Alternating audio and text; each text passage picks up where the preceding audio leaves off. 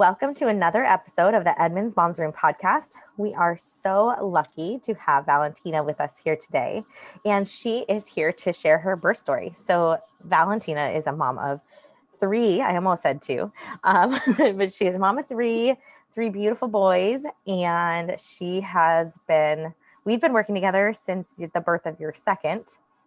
I got to see you right before you gave birth to Brody, and that was amazing. So do you mind sharing a little bit about your first birth and then why you decided to seek out pelvic therapy and whatnot before your second?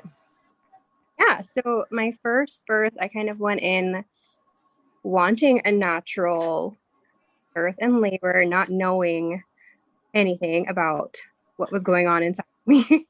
So I didn't really have any prenatal care besides like my OB. So I didn't do any chiro, I didn't have any ET, and I just kind of went in hoping for the best. And it turns out I had a baby that didn't want to flip into the right position at all. I had an inexperienced husband who didn't want me to get a doula. I had, I think, like 20 hours of early labor at home before we went to the hospital. I get in 4 centimeters, and then I'm like in so much pain after being so tired for so long. Get the epidural, stalls everything. And then we're kind of in active labor for another like 10 hours. Baby stuck, wouldn't turn. And then my nurses decided to want to let me to push at 9 centimeters. So I pushed for 5 hours. So I basically just pushed my organs out of my body with my baby. And then I was able to vaginally deliver him with a vacuum assist, but my body was destroyed after that. Yeah.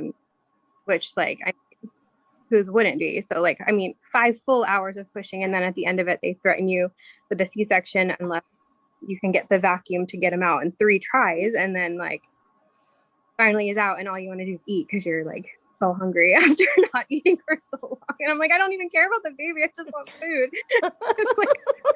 It's having this baby on my chest and I'm starving. Get him off of me before I eat him.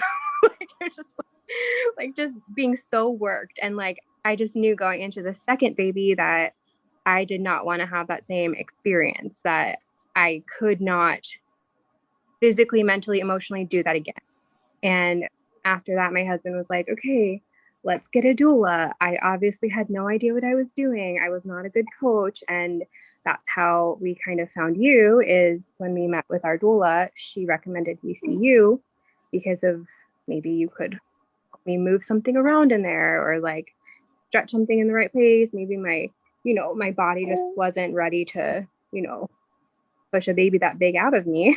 And so then I think almost 37 weeks, and Brody came at 38.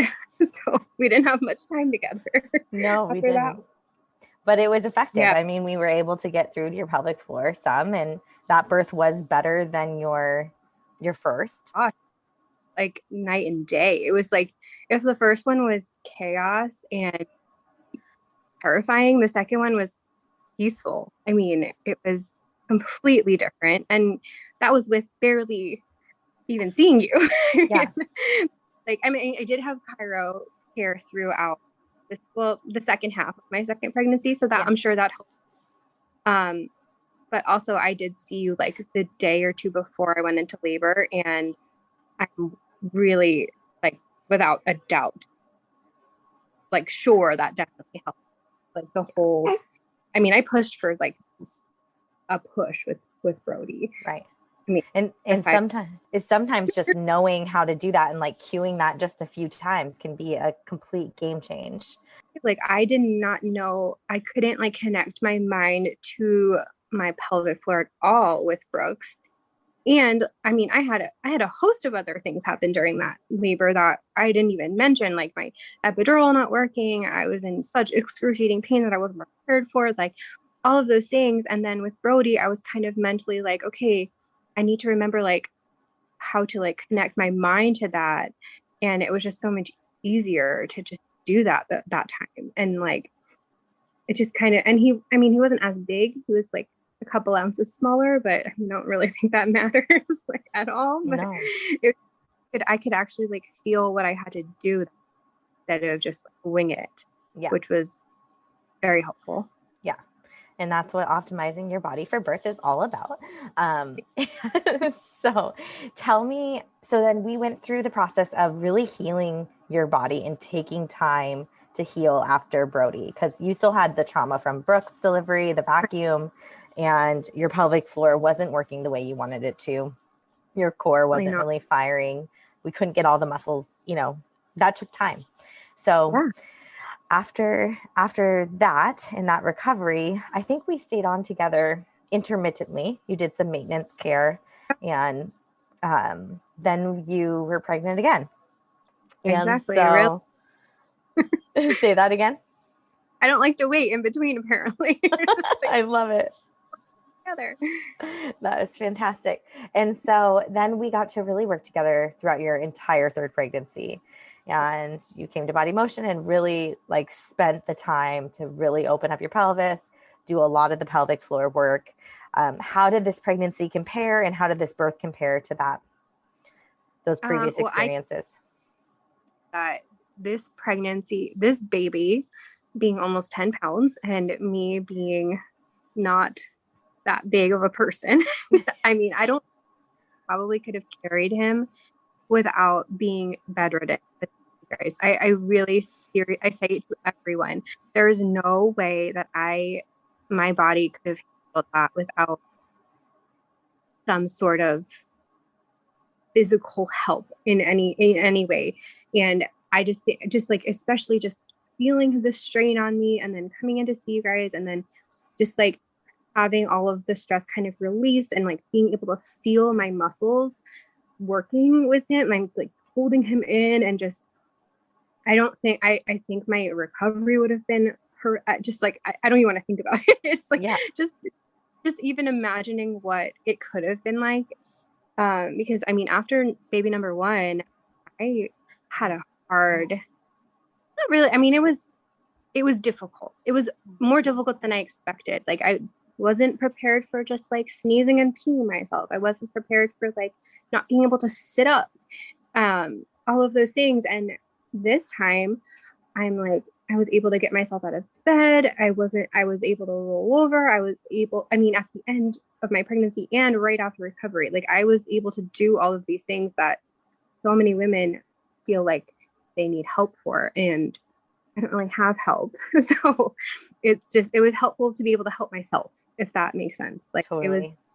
It was like a gift to be able to just not know that I could do it myself and not have to rely, not have to call for help if I needed something. And I mean, the end of the pregnancy being like, I have 2 toddlers that are, active boys, and I could still go with them. I could still play with them. We still went on walks. We still did all these things. And I didn't feel like my life had to stop, which was really nice. I mean, really nice. And now I'm like, a month in and we're just, this is normal. Like everything's cool. Like we're good. Like, oh, I love that. One of my favorite things when we first talked after this baby is you said, that your core, like you were just shocked at what your core looked like, what your body looked like after this baby.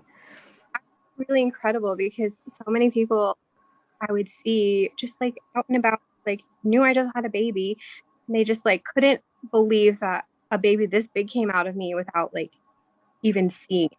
Like I went to drop Brooks off at school, and the girls that were there to grab him are just like, did you have your baby like a couple days ago? And I was like, yeah, he's, in the car, and they just couldn't believe that I was, number 1, walking around. Number 2, I didn't like appear to have just given birth, because my body was able to, I hate the term bounce back, but my muscles just kind of remembered where they were supposed to go, instead of like, I didn't look pregnant anymore, which, is very common, that to still look pregnant for a while afterward.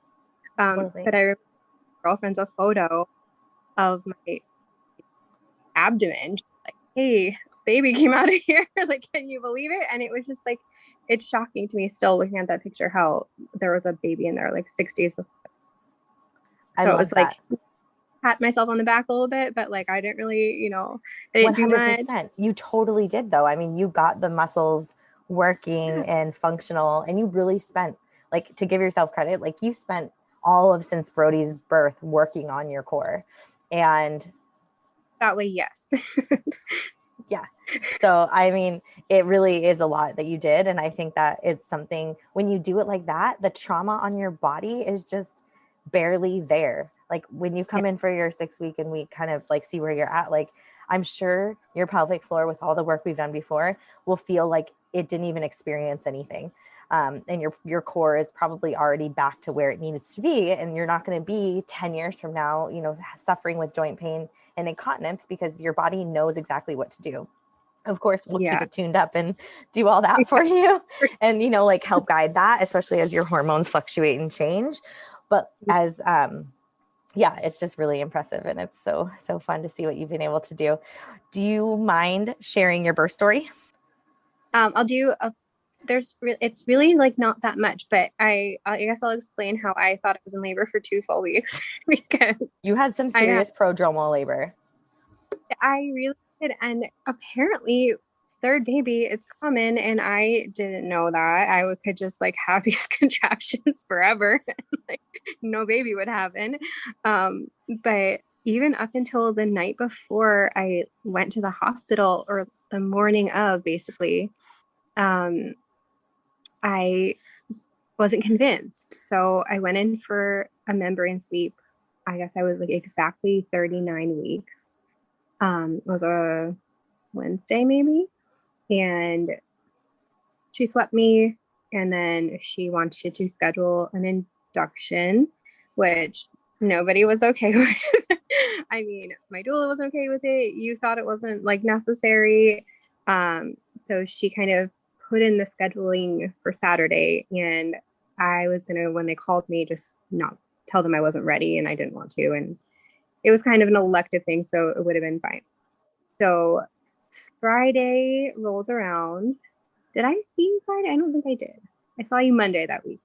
So Friday rolls around, and I am feeling more contractions all day. I am losing more of my plug all day, but this has happened before. So I'm thinking nothing of it. I'm just like, okay, there's more plug coming out of me. Like there could be more. Like it's fine. Everything's fine.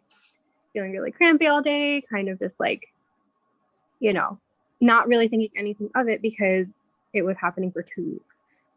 So I said to my husband, like, hey, like we have this induction scheduled tomorrow. Like we're not going to do it. So like, don't get your hopes up. And he's like, okay, fine. And so Friday just continues going on. I'm like still cramping all day. And then Friday evening comes along, and I'm having full blown contractions, timeable, but they're 10 minutes apart again. And so I have a horrible contraction, like not like you're supposed to have them where they like get stronger and stronger. It's just like, okay, here's a contraction. You need to get on your hands and knees right now. Like brace yourself. And then it goes away, and then you move on and you forget about it for like 15 minutes, and then it happens again. And it's just mentally, it's just like exhausting because you feel like you're fine, and then it just like hits you, and then you're fine again. So like, what do I do? Like, who do I call? Like, there's no one that can help me. You call the nurses and they're like, you're fine. You're not in labor because they're not close enough. So I just continue on the whole night this way. I actually texted my doula at like midnight, just telling her what was happening. And she kind of was like, hey, you should just like get in the tub and like kind of get ready. And I'm like, for what? Because they're so far apart. But she kind of knew like that's a very common thing for third baby, that they are very strong and far apart, and then it kind of just like, escalates. So around 2 a.m., I was just like, okay, I'm going to call the nurse line. And I did. And they were like, hey, you should probably come in just at least to get checked because it sounds like you're probably in labor. So we called our childcare over, we went to the hospital, we get there, I had like a couple more in the car. And we get there and I get checked. And as soon as we got into triage, they were like on top of each other, like to the point where the nurse, she was like the floor nurse, she was just like the main nurse. And she was kind of like, hey, just so you know, radiologist is in a surgery right now, so you probably will not have time for an epidural. So in my mind, I'm like, okay, that's fine. Like, let's get this baby out of me. Like, we can do it. Like, it's okay. And then it just like, I couldn't even move at that point. They like, it happened so quickly that it felt like my body was just like quaking. Like, it was like, I had the labor shakes. And it happened just so fast. Like it was just, I was fine. And then I wasn't. And then I just started shaking. I couldn't like go to the bathroom. I couldn't walk. I couldn't get myself into the right position. It was so overwhelming that I like couldn't even focus on what I needed to do to get my body like in the right spot because of the shaking. And that's something you can't prepare yourself for. So I was just like, okay, I need to like stop shaking, you know. I'm wearing a mask because you had to. And so I couldn't even get a full breath in because I was just like breathing into like 2 layers of mask. It was not ideal. So let's just say I got into the room. Just like I said to my husband, like, hey, like I'm probably gonna need you to find me an epidural. Like, do what you gotta do. Find me the guy, go do it.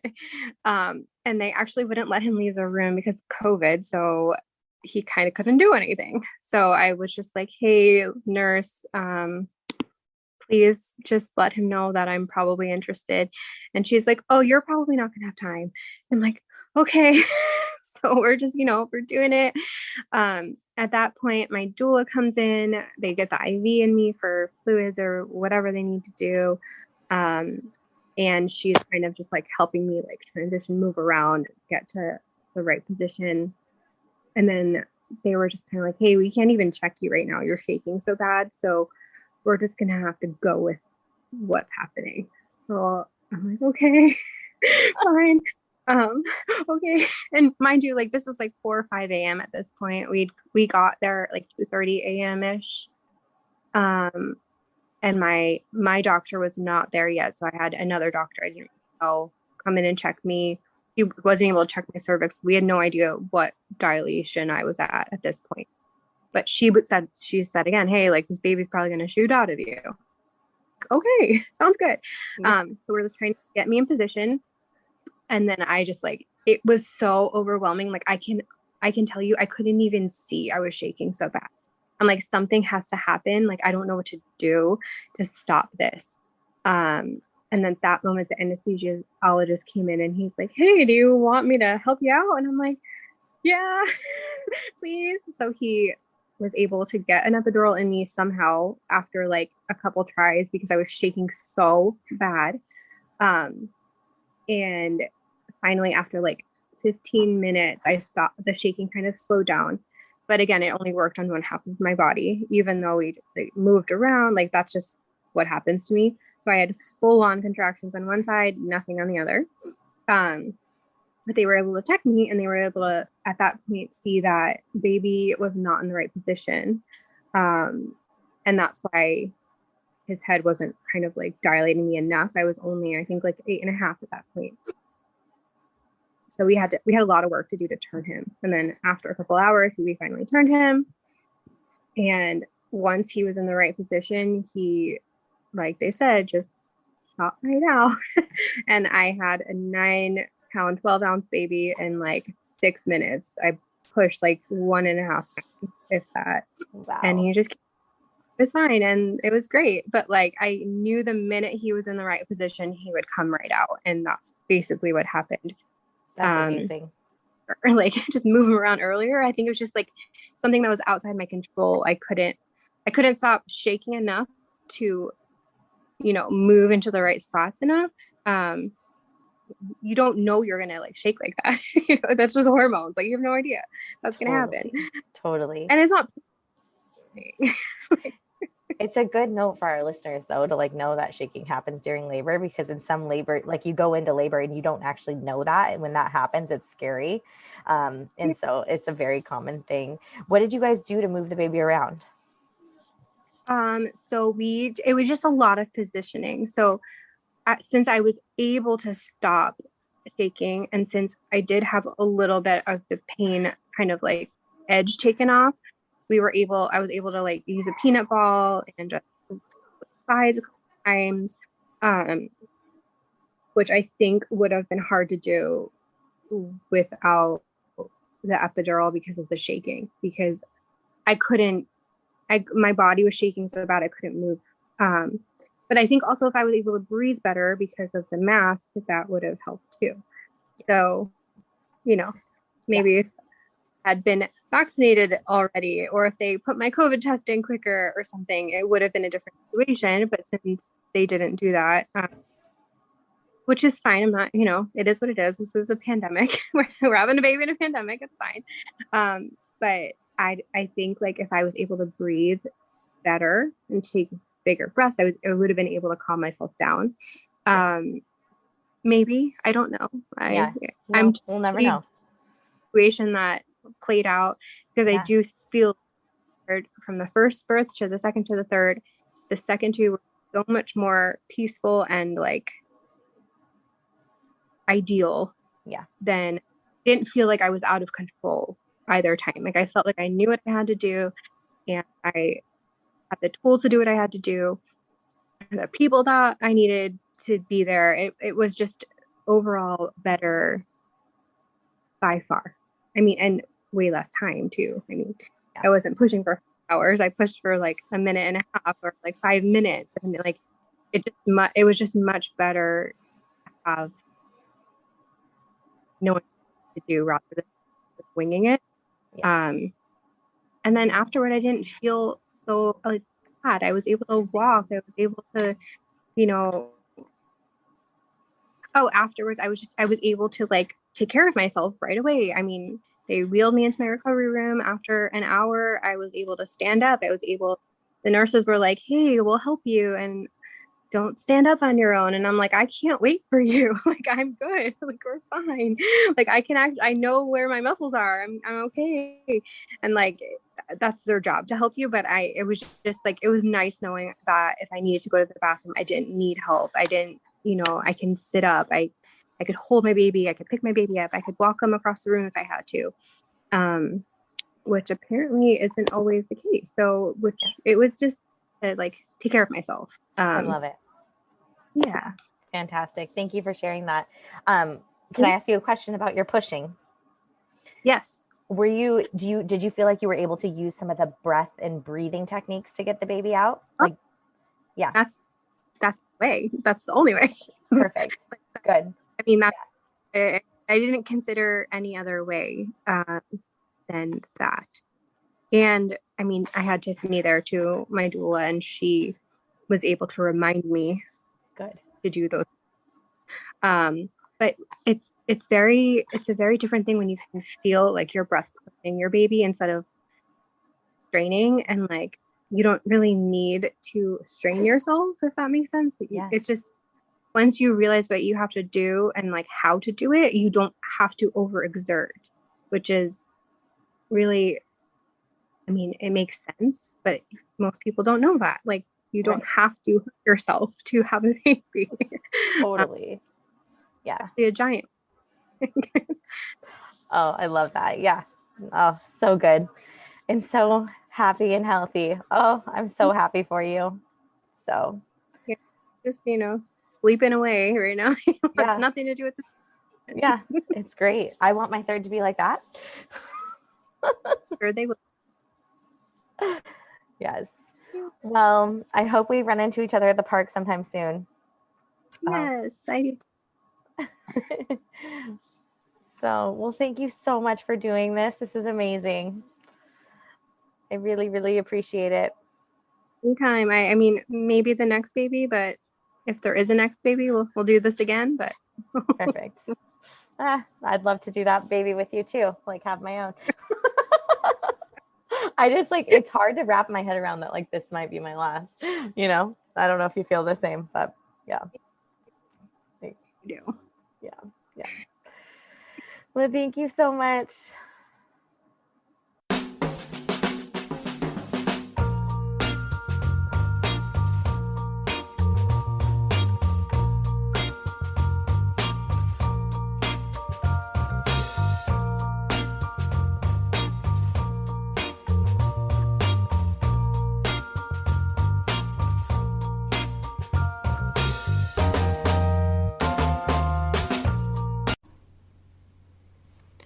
The Edmonds Moms Room podcast is brought to you by Body Motion Physical Therapy. We help women through pregnancy and beyond so they can live active, confident, and healthy lives.